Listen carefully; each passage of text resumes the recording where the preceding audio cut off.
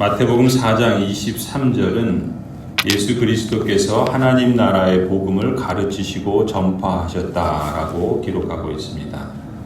예수님의 모든 것이 곧 말이나 삶이나 사역이나 심지어 죽음조차도 예수님의 일거수일투족이 하나님 나라를 현시하시는, 하나님 나라가 여기 있다, 하나님 나라를 이루시고 또한 그 하나님 나라로 사람들을 초대하시는 것으로 볼 수 있습니다.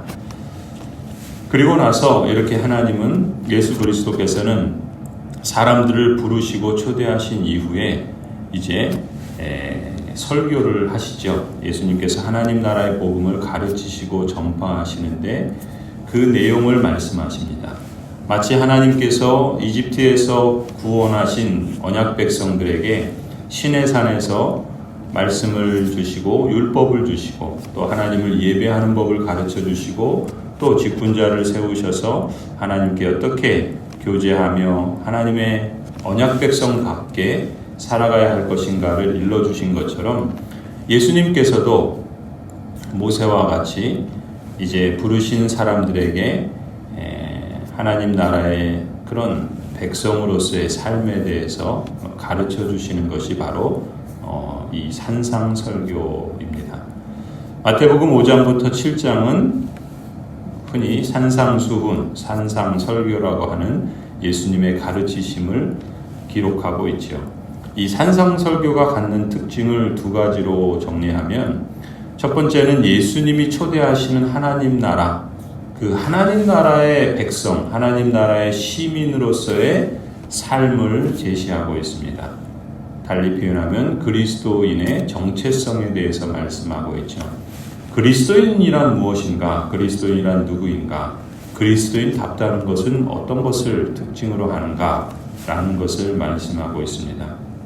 그래서 그 내용을 산상수훈을 통해서 우리가 쭉 살펴보면은 그리스도인다움이 표현되어야 할 영역은 하나님과의 관계가 1차적이요, 또한 동시에 마음과 동기와 생각과 같은 내적인 삶을 통해서도, 더 나아가서는 일상생활, 공적인 생활, 곧 일터나 사회생활, 이 공적인 생활 영역 속에서도 다른 사람과의 관계를 통해서 하나님 나라의 시민들이 취해야 할 삶의 자세와 행동에 대해서 가르치시고 계십니다.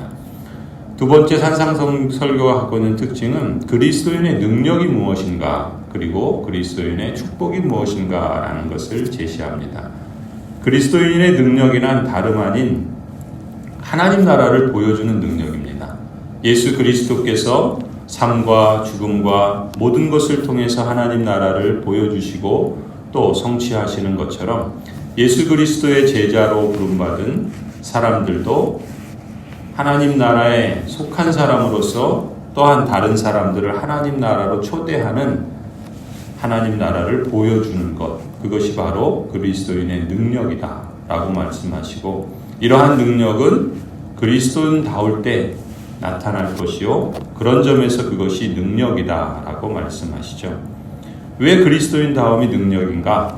이 세상에서 하나님 나라를 드러내고 보여줄 수 있는 다른 방편이 없기 때문에 그렇습니다. 오직 예수 그리스도밖에 없고, 그래서 예수 그리스도의 제자로서 그리스도를 따르는 사람들이 하나님 나라를 그리스도처럼 보여주는 것이 그리스도인의 독특성이요, 또 능력이라 할 수 있겠죠. 이렇게 산상설교를 통해서 예수님은 예수님을 따르는 모든 제자들에게 하나님 나라의 백성으로서, 하나님 나라의 시민으로서의 삶을 제시하십니다. 산상설교를 통해서 우리는 그리스도인으로서 우리가 추구해야 할 삶의 표준이 무엇인지를 배울 수 있고, 또한 그리스도인다운 삶을 실천함으로써 예수님처럼 하나님 나라를 보여주고 증거하는 능력을 나타낼 수 있겠죠. 그래서 우리가 예수 그리스도와 같은 삶을 살아간다라는 것이 그 자체가 축복이라 할 수 있습니다. 산상설교의 첫 번째 본문은 오늘 우리가 읽은 마태복음 5장 1절에서 12절입니다. 우리가 흔히 팔복의 말씀이라고 알고 있는 내용이죠. 복 있는 사람에 대해서 말씀하고 있습니다. 팔복 말씀은 하나님과의 관계에서 또 사람과의 관계에서 그리스도인이 지녀야 하고 더 고양시켜야 할 성품과 행동의 8가지 주된 특징들을 교훈하고 있습니다.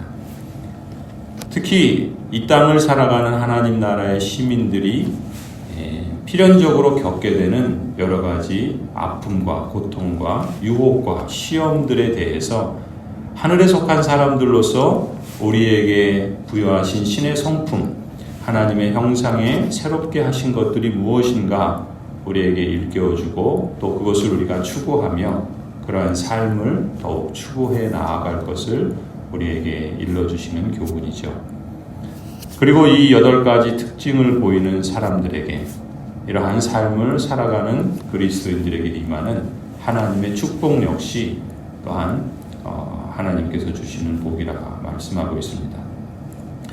3절에 심령이 가난한 사람의 복은 천국이다 라고 말합니다. 하나님을 전적으로 의지하는 사람에게는 하나님의 통치를 받는 복을 주신다라는 말씀이죠. 4절에 애통하는 사람의 복은 위로입니다. 하나님 나라의 시민으로 이 세상을 보며 애통해야 할 수밖에 없죠. 샬롬이 없음을 보며 애통할 수밖에 없습니다. 그래서 하나님을 전심으로 찾고 찾을 때 하나님을 만날 것이요 하나님의 위로를 경험하는 복을 얻게 됩니다. 5절에 온유한 사람의 복은 땅을 기업으로 받습니다. 다른 사람과의 관계에서 나타나는 성령의 열매로서 성품과 인격을 말씀하고 있는데 온유는 그저 부드럽고 약한 사람이라는 특징이 아닙니다. 온유는 오히려 자신의 힘이나 자신의 그 에너지를 스스로 조절할 줄 아는 강하고 자기 관리를 잘하는 사람의 특징이 온유입니다. 특히 다른 사람과의 관계에서 자기를 컨트롤할 수 있는 사람이 세상을 얻는다, 사람을 얻는다 그렇게 말씀하고 있습니다. 6절에 의에 줄이고 목마른 사람의 복은 배부름입니다. 하나님의 하나님 되심, 하나님의 아버지 노릇해 주심에 줄이고 목마른 사람, 의에 줄이고 목마르다라는 것은 바로 그것이죠. 그러한 사람은 하나님께서 말씀하시죠. 너희의 입을 넓게 열라. 그러면 내가 채우겠다 하시는 배부름의 복을 주시는 것입니다. 7절은 긍휼히 여기는 자의 복은 긍휼히 여김을 받게 된다 말씀하시죠. 병들고 약한 사람을 보며 동병상련의 아픔을 느끼고 채울하는 마음을 가지며 신체적으로나 정서적으로나 사회적으로나 영적인 결핍과 죽음의 병에 걸린 증상들을 볼 때 함께 아파하고 긍휼을 실천하고 구제를 실천하고 사랑을 실천할 때 하나님의 은혜와 평강을 맛보게 될 것이다 말씀합니다. 8절에 마음이 청결한 사람의 복은 하나님을 볼 것이라 말씀합니다. 두 마음을 품지 않는 사람이죠. 하나님을 만나며 하나님을 보게 될 것입니다. 9절에 화평케 하는 사람의 복은 하나님의 아들이라 일컫게 됩니다. 샬롬을 확대하는 것이죠. 화목케 하는 것입니다. 화평을 추구하고 실천하는 사람은 그리스도의 대사요. 그런 점에서 하나님의 아들이라 일컫게 되지요. 마지막 10절에 의를 위해 핍박을 받는 사람의 복은 천국이 저희 것이라 말씀합니다. 하나님의 하나님 되심을 위해서 하나님의 하나님 되심으로 말미암아서 그로 인하여 핍박을 받는 사람, 그 사람에게 하나님 나라는 그의 소유다라는 것을 증거하죠. 하나님의 상을 바라는 사람, 그 상을 받게 되는 복을 얻게 될 것이라 말씀합니다. 이렇게 팔복의 말씀을 우리가 가만히 묵상해 보면은 그리스도인이 어떤 사람인가, 누구인가, 그리스도인의 정체성에 대한 가르침인 것을 우리가 확인할 수 있습니다. 하나님 나라의 언약 백성으로서 무엇을 그리스도인의 정체성으로 삼아야 하는가에 대한 예수님의 대답이죠. 이 땅에 살지만 하나님 나라에 속한 언약 백성으로 사는 신자의 그리스도인됨, 그것을 무엇으로 확인할 수 있는가? 바로 팔복의 내용들을 통해서 확인할 수 있다는 것입니다. 우리가 누구인가, 또 우리의 정체는 어떤 모습에서 제대로 드러나는가, 이런 점에서 우리가 추구해야 할 가치요, 내가 하나님 나라의 시민으로서 사는가를 판별하는 기준이 바로 이 팔복이 말씀입니다.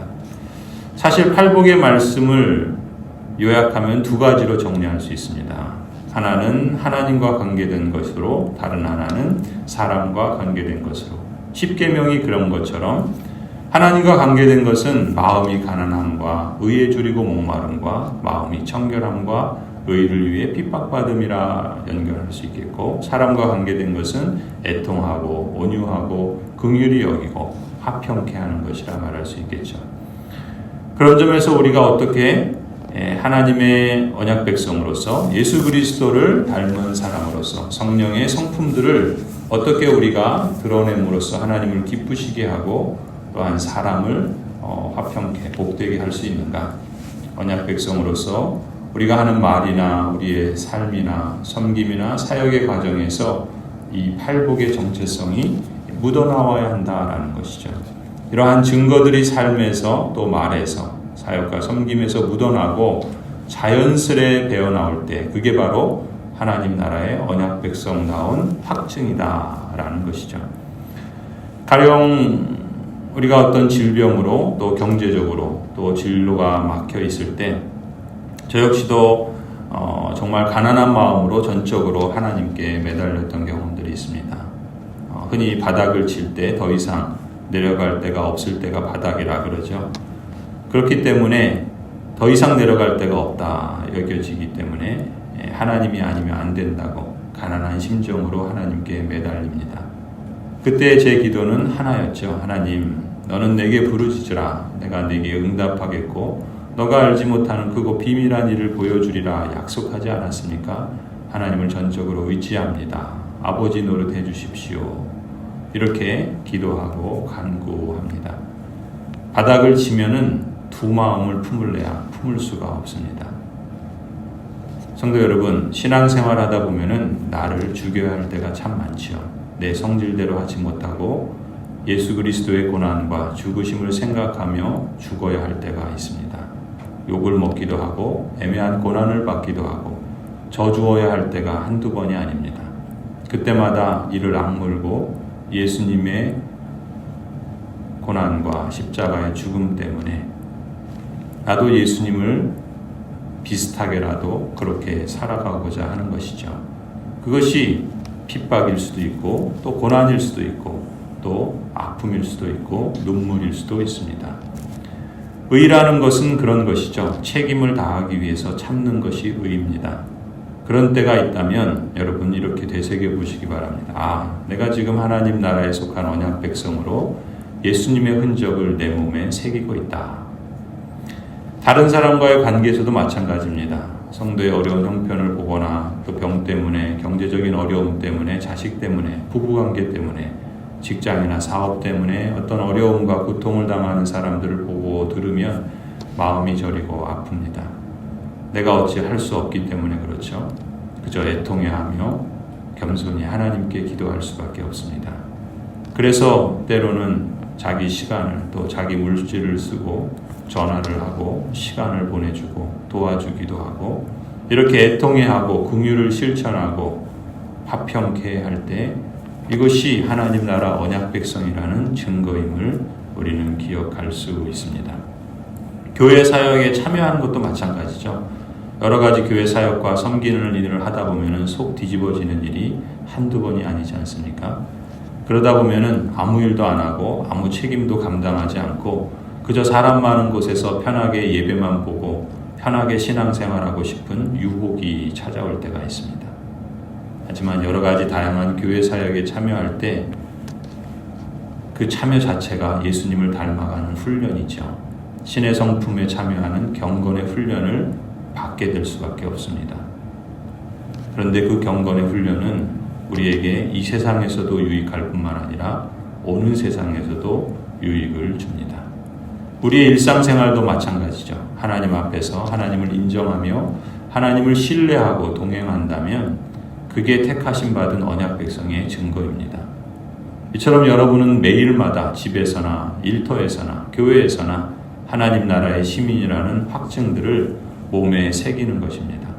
그리스도의 흔적을 여러분의 몸에 새기고 성령의 성품으로 성령의 열매를 성품으로 인격으로 맺어가는 것이죠. 우리는 이렇게 하나님 나라의 시민으로서 영원에 잇대어 살아가고 있는 것이라 믿습니다. 그게 하나님 나라에 속한 사람만이 아는 복이고 하나님 나라에 속한 사람만이 누리는 복이죠. 우리 자신도 주님의 기쁨을 맛볼 수 있습니다. 주님께서도 그런 우리 자체를 기뻐하실 것이라 믿습니다.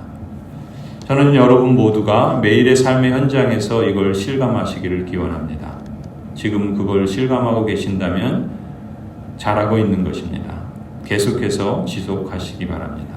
날마다 주님과 동행하는 즐거움이 있을 줄 믿습니다. 하나님 나라의 시민 공동체로서 이 땅에 온전한 샬롬을 확대하고 하나님 나라를 이루어가는 것을 중단하지 마십시다. 고통이 있고 아픔이 있고 눈물이 있고 억울함이 있고 또 분노가 있고 또 여러 가지 겪어야 할 삶의 어려움들이 찾아옵니다. 그러나 그것이 예수 그리스도를 따르고 있다라고 하는 증거라고 한다면 그것을 결코 중단하지 마시기 바랍니다. 여러분의 자리에서 심령이 가난함으로 의에 줄이고 목마름으로 마음이 청결함으로 의를 위해 핍박받음으로 애통함으로 온유함으로 긍휼히 여김으로 화평케 함으로 참으로 하나님을 기쁘시게 하고 사람을 복되게 하시기를 축원합니다.